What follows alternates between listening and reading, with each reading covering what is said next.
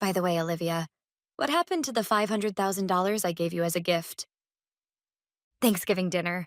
In a room filled with the warm scents of turkey and pumpkin spice, a quiet question from my grandfather Jacob, the head of the Morgan family, instantly froze the atmosphere in the luxurious dining room that had been full of cheerful laughter until moments ago. All conversations among the relatives stopped, and even the clinking of cutlery vanished. In a silence so still it felt as if time had stopped, every gaze stabbed into me. Olivia, I had thought I had prepared perfectly for this day.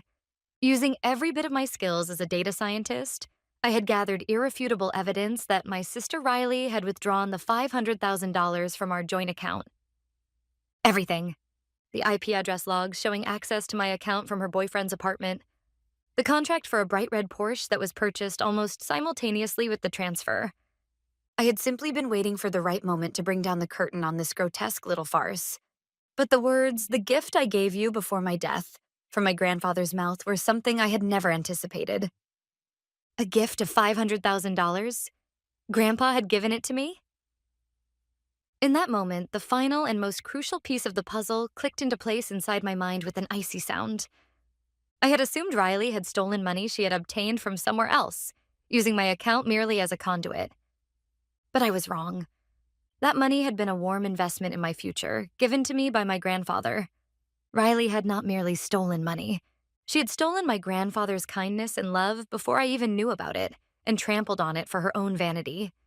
The instant I understood this truth, the calculated anger I had felt transformed into something far hotter, an uncontrollable surge of fury rising from the depths of my chest. It felt as though my blood was flowing backward. I slowly shifted my gaze to my family seated nearby. Riley's face had gone pale. My parents, Aaron and Julia, were desperately avoiding my eyes. They had known everything. They knew exactly how my grandfather's generosity had been used. On this day meant for gratitude, I had learned the unbearably ugly secret of my family. Suppressing the tremor in my voice, I turned back to my grandfather and quietly, yet clearly asked, "Grandpa, may I hear a little more about that story?" Those words were the signal that marked the beginning of a very long night. And the beginning of all this was a single phone call that came just 1 week before this family reunion. 1 week earlier, I was in my room in Seattle, completely absorbed in building a complex data model. The deadline for submitting it to the client was approaching, and the countless numbers and graphs displayed on my monitor were the entirety of my world. Outside the window, the Space Needle was wet with cold rain. It had been 5 years since I came to this city, and I had built my career relying on no one but myself and my own skills. It was lonely, but that loneliness was also proof of a freedom where no one could control me. And to me, it was a comfortable silence. At that moment, Riley's name appeared on the screen of my smartphone. She rarely called for personal reasons, and if anything, she acted as though she preferred to avoid me. So I felt a faint sense of unease as I answered. "Hello, Olivia? Hey, I just wanted to tell you something." Riley's voice over the phone was strangely gentle and carried a cautious tone. It was as if she were handling something fragile, or whispering so as to not wake a sleeping beast. It was an unnatural voice. "About Thanksgiving this weekend, Grandpa hasn't been feeling very well lately, so it might end up being canceled." I frowned. Grandpa wasn't feeling well? Just last week when we talked, he had told me in an unusually lively voice that he was busy taking care of his garden. It was a strong, vibrant voice that didn't sound like that of an 80-year-old. "Canceled? Really? Did you hear anything from him directly?" "No, not directly, but, Mom said so. She said he gets tired easily these days. So I thought maybe you don't have to push yourself to come home this time. It's far from Seattle, and you're busy with work, right?" Her words only deepened my sense of unease. Riley had never shown concern for my work, not even once. To her, my job as a data scientist had always been nothing more than some gloomy, complicated job that makes money. Yet she was using my workload as a reason to discourage me from coming home.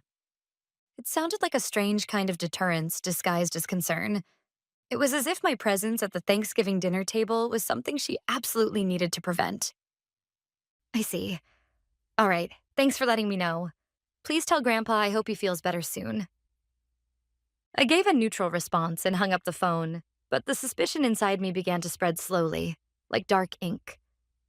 Riley was lying, and she was hiding something. But what exactly? Was there something inconvenient for her if I joined the family gathering? The numbers lined up on my monitor no longer registered in my mind. My job is to find anomalies hidden in data, but I was detecting dangerous signals within the closest data set of all, my family. Quietly, I picked up the receiver and dialed my grandfather's home number. Before the phone rang twice, a familiar, cheerful voice came through the line. "Oh, Olivia. A call from my adorable little genius. How delightful." My grandfather had always affectionately called me that because of my work as a data scientist. There was not even the slightest hint of illness in his voice. "Grandpa, Riley told me you weren't feeling well. Are you okay?" He burst into hearty laughter, as if he found the idea utterly ridiculous. "Not feeling well? Who said that?" "Ha ha ha. I was out there battling the oak tree in the yard this morning, and I came out victorious. More importantly, aren't you the one working too hard? This year's Thanksgiving, I'll have plenty of my special gravy sauce ready and waiting. I still remember when you were little and said, 'Grandpa's sauce tastes like magic,' then soaked your bread in it until it turned completely soggy." His warm words softened my heart. Between him and me, there was always an honest, gentle flow of time. But that very warmth only made Riley's lies seem even colder. She had used this loving grandfather as an excuse to lie to me. "Why?" After I hung up, driven by a surge of suspicion and unease, I logged into the joint account I shared with my grandfather, which I had not used in years. He had created it so he could easily manage my tuition payments when I went off to college. And after graduating, I had forgotten it even existed. It took me some time to remember the password, but after a few attempts, the digital door finally opened. And when I saw the numbers displayed there, I froze. My eyes were locked onto the most recent page of the transaction history. Withdrawal, $500,000. It was an amount so unreal that my brain refused to process it. My heart began pounding, and I felt the tips of my fingers grow cold. It had to be a mistake, a bank system error, or perhaps hacking by some unknown party. At that point, I still desperately wanted to believe that my family could not possibly be involved in this crime. But my professional knowledge shattered that comforting wishful thinking. As a data scientist, I began a full-scale pursuit, using open-source intelligence techniques to uncover the truth hidden in this digital darkness. After identifying Riley's boyfriend's apartment from the IP address, I thoroughly analyzed her Instagram. What I found there was a castle made of vanity, built with the money stolen from my account. Mykonos in Greece, a 7-star hotel in Dubai, first-class airline seats. And the final blow, a post from just a few weeks earlier. Alongside the caption, "My dream finally came true. My new baby," was a photo of a bright red Porsche 911 Cabriolet. I suddenly remembered the large-scale customer data leak from that car dealership reported in the news. With my skill set, locating the leaked digital copy of the purchase contract bearing my sister's name from scattered fragments floating around the internet was not particularly difficult. The down payment and the monthly loan. The source of the payments, needless to say, was my account. I then cross-referenced public corporate registry databases with bank transaction records. As expected, the day after the large withdrawal was made from my account, a new company had been registered under that man's name. The registered address was an empty rental office. Its business description was vague, an obvious shell company. He had used Riley's vanity, climbed on her shoulders, and devoured my grandfather's kindness. Hermes Birkin bags, Cartier jewelry, luxury cars, and a river of money flowing into the hands of a con artist. After gathering all the digital evidence, I began preparing to travel home for Thanksgiving. It was almost certain that Riley had been illegally using my account to fund her extravagant lifestyle, but I still didn't know where the original money had come from, nor how deeply my parents were involved. At that moment, my mother called. "Listen, Olivia, please try not to talk too much about money at Thanksgiving, all right? Riley is going through a difficult time right now. It seems she's struggling a bit financially because of the new business she and her boyfriend are starting." A cold shiver ran down my spine. Struggling financially? My sister, who had been burning through money like water? My mother was clearly hiding something. She was helping cover Riley's lies. I deliberately pretended to know nothing as I answered. "Really? That sounds tough. All right, I'll be careful." After hanging up, I was certain. This was not Riley acting alone. My mother, and likely my father as well, were complicit in this ugly crime. The entire family was hiding something from me. Not a single tear fell. I simply felt something deep inside me quietly and was completely burned out. I checked my folder one last time and I boarded the plane heading back to my hometown. I was prepared to deliver their verdict on Thanksgiving night. I had compiled all the evidence into one folder. By this point, all sadness had vanished from my heart, leaving only a silent, icy rage burning fiercely. Grandpa's words echoed through the room like a discordant note tearing through a perfectly tuned orchestral performance. All conversation stopped, and every gaze was fixed on me. And within those words was the truth I had never known. A gift. Riley was not merely a thief. She was a vile traitor who had trampled on my grandfather's love.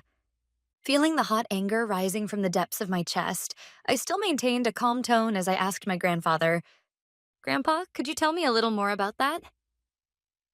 Unaware of everything, he smiled warmly and began to explain. "Oh, yes. I heard you were achieving wonderful results at your company. I wanted to give you a small celebration gift and an investment in your future. A few months ago, I deposited it into that joint account of ours. I thought it might help you start something new someday." The moment he said those words, I sensed Riley, sitting beside me, gasp for breath. Her face was twisted in pure terror. My parents were frozen like stone. Grandpa, unaware of the strange tension in the family, continued speaking. "I heard from your mother that you were already putting that money to good use as funds to start a new business. I'm glad to hear that." At that moment, I glared at my mother. She flinched violently and tried to escape my gaze. What a horrifying lie.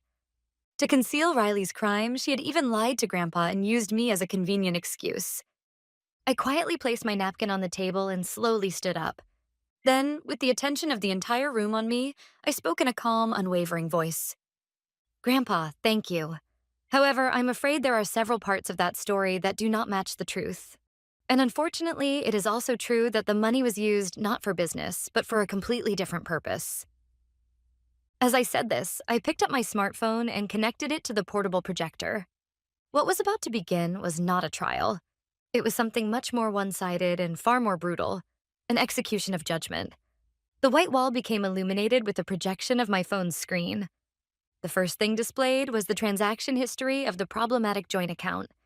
The bright red digits showing $500,000 caused the relatives who didn't know anything to begin murmuring in confusion. "First, please look here. This is the record of the transfer Grandpa mentioned. $500,000 were withdrawn from my account. However, I was not the one who did this." "That must be some kind of mistake," Riley shrieked. "I don't know anything about that. Someone must have hacked into your account." "Hacked, you say? Then tell me, are you familiar with this IP address?" I then projected the IP address analysis log. When the transfer was made, this was the IP address that accessed the account. "Do you recognize where this address belongs, Riley? It is the luxury apartment where you currently live with your boyfriend." "That's because he said he was helping manage your account." "Yes, that's right. He knows a lot about IT, so he said he was helping take care of your money." "My account? Managed by a man I have never once met? That's an amusing joke. Then tell me, was this also a gift from him?" Next, I projected a collage of Riley's Instagram posts alongside credit card statements. Mykonos in Greece, a 7-star hotel in Dubai, Hermes Birkin bags. Yes, all of that was a gift from him. It has nothing to do with you. It has everything to do with me. Because all of those payments were made using this forged card, the one you created in my name without my permission.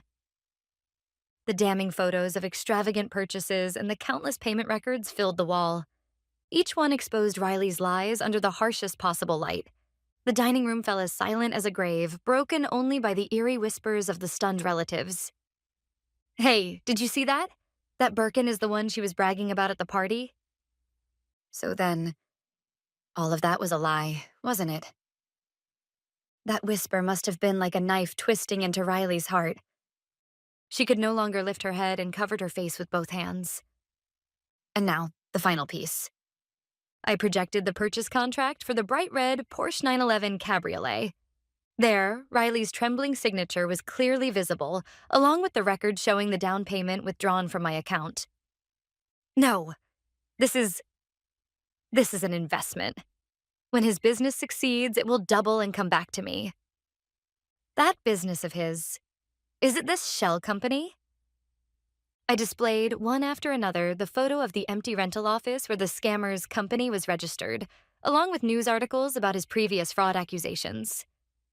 Riley's face rapidly turned the color of utter despair. Uncle Robert, seated among the relatives, spat out his disgust. What a foolish woman, to be tricked by such a man. A disgrace to the family. As if his words had opened a floodgate, the other relatives began casting cold, contemptuous looks toward Riley and my parents. No one offered sympathy. No one defended them. They were simply watching, evaluating us like tainted goods or staring from afar as if looking at something vile. Olivia, please stop this. My mother, who had been silent until now, finally let out a shrill cry. She's your sister. How can you do something so cruel, humiliating her in front of everyone like this? At those words, I slowly turned to face her. Cruel? Which of us has done something cruel?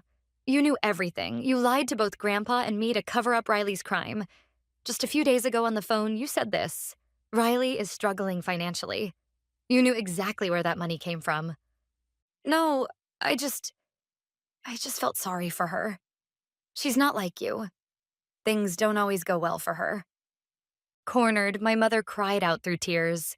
And at that moment, she carelessly let slip the one thing she should never have said. You're successful and not hurting for money. If you hadn't noticed, no one would have been hurt. The instant those words left her mouth, the atmosphere in the dining room froze solid. It was her true feelings laid bare. Her dependence on me, her contempt for me, and her ugly jealousy twisted together. I felt something beyond anger, almost amusement bubbling up.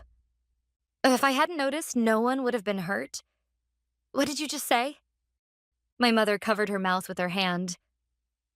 Ah, but it was already far too late. The contemptuous gazes of the relatives all turned sharply toward my mother at once. I delivered my declaration, cold and unmistakably clear. My hard work, my success. You look down on all of it like this. Everything I built through my own sweat and effort was nothing more than a convenient wallet to you. Something to fuel Riley's vanity. Now I understand things perfectly.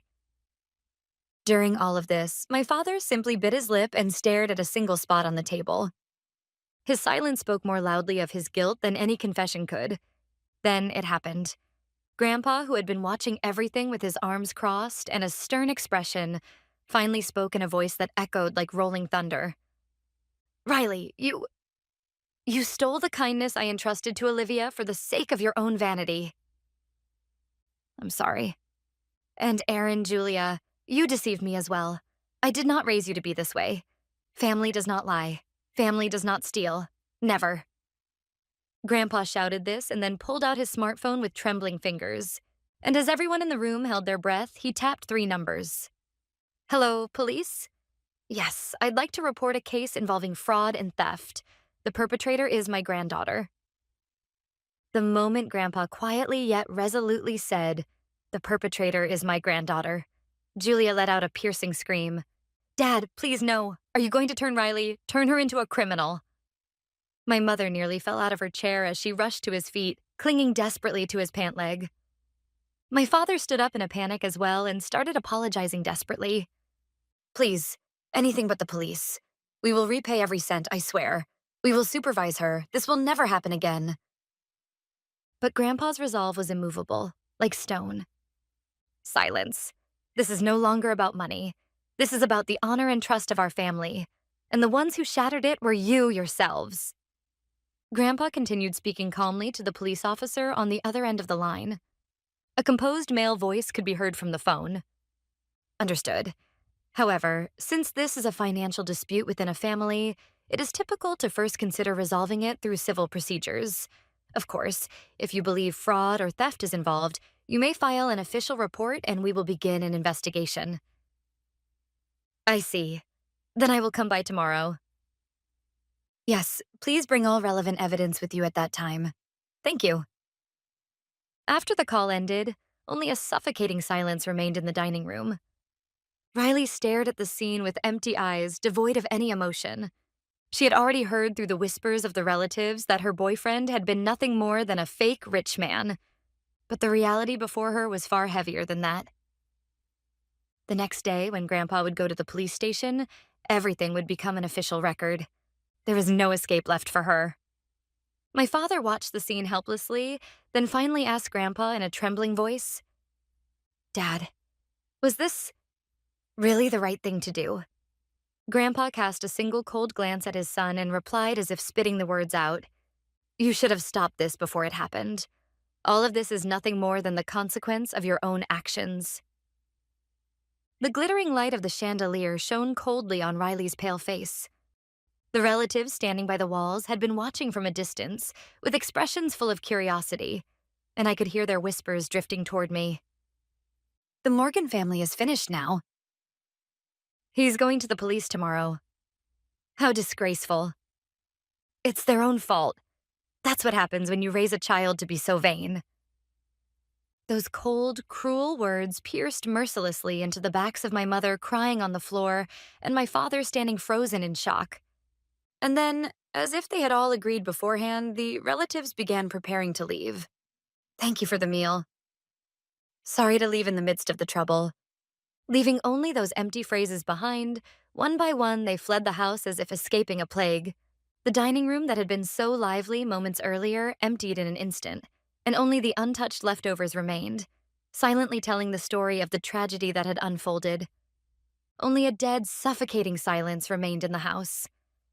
My mother collapsed on the floor, sobbing, and my father slumped on the sofa as if his soul had left his body. And Riley sat weakly in her chair, staring vacantly at a single spot on the table. That night, she picked up her phone many times, but she never found the courage to call her boyfriend. Somewhere deep inside, she instinctively understood that everything was already over. A few days later, Grandpa visited the police station, taking me with him. We brought all the evidence we had prepared: the IP address analysis logs, the bank transaction records, screenshots of the Instagram posts, the Porsche purchase contract, and the registration information of the shell company created by the con artist. The detective who greeted us was a calm, middle-aged man. He listened carefully to our explanation and examined each piece of evidence. "I see. This certainly cannot be dismissed as a simple family dispute. There may be organized fraud involved." He nodded gravely and took out the official forms for filing a criminal complaint. "Then we will accept the report. We will begin a full investigation from here. However, please understand that questioning the involved parties and conducting background checks may take some time." "I understand. Please proceed," Grandpa answered quietly but with firm resolve. When we stepped out of the police station, the cold winter wind brushed against our cheeks. Grandpa gazed into the distance and murmured softly, "Was this truly the right thing to do, Olivia?" "You did nothing wrong, Grandpa. The wrongdoers are the ones who used another person's kindness for their own greed." "I see. You are a strong child." Over the next several days, a heavy silence hung over the Morgan family. My mother shut herself in her room. My father went to work in silence every day, and Riley refused to come out of her bedroom. And 1 week after Thanksgiving, a call came from the police. "We would like Riley to voluntarily come to the station for questioning." The moment she heard those words, all color drained from Riley's face. With trembling hands, she put on her coat and, accompanied by my mother, headed to the police station. In the cold, sterile environment of the interrogation room, she was questioned for hours. There, she was confronted with the undeniable evidence I had prepared. In the end, Riley admitted to all her crimes. There was no longer any room for excuses. What followed progressed with bureaucratic precision and merciless efficiency. After being released on bail, Riley made one desperate attempt to call her boyfriend, her last hope. But the voice that came through the receiver was not the sweet whisper she once knew. It was the icy, unfamiliar voice of a man she barely recognized anymore. "Hello? Riley, I saw the news. Tough luck. Please, help me. I don't know what to do." "Help you? Me? Why? Ever heard the saying, when the money's gone, the bond is gone? You're nothing but a walking curse now." Don't call me again.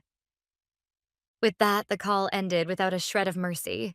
In that moment, Riley finally understood, down to the marrow of her bones, that she had been nothing more than a convenient source of money, a pitiful clown in someone else's game. She collapsed on the spot and cried like a helpless child. The castle of vanity she had built crumbled, and her heart shattered with it.